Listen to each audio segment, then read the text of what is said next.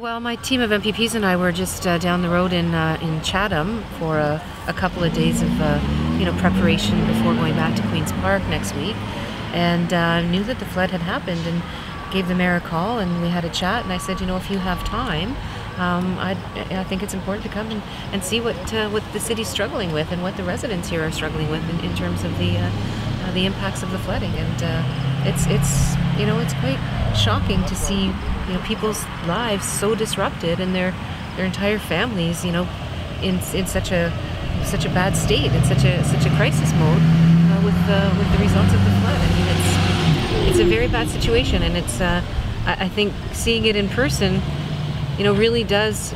I think it really provides me with the perspective necessary to go back now and put some pressure on the government to help out, to help the community, and to help the families that are affected. I mean, families who were flooded less than a year ago, and they're flooded again, and they can't get insurance. They don't have insurance. The insurance companies are walking away. I mean, that's not right.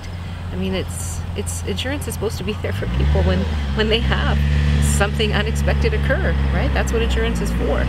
So it's very, very worrisome that the industry has turned its back in many ways on the people here in Windsor, and a flood situation like this, unfortunately, we can't say that it's not going to happen again. I mean, with climate change, we know that there's going to likely be instances like this occur again, and so. The province, the Liberals, Kathleen Wynne, has made some commitments around a climate change action plan, but nothing has been done. I mean, the plan's been sitting on a shelf, very little to no implementation whatsoever.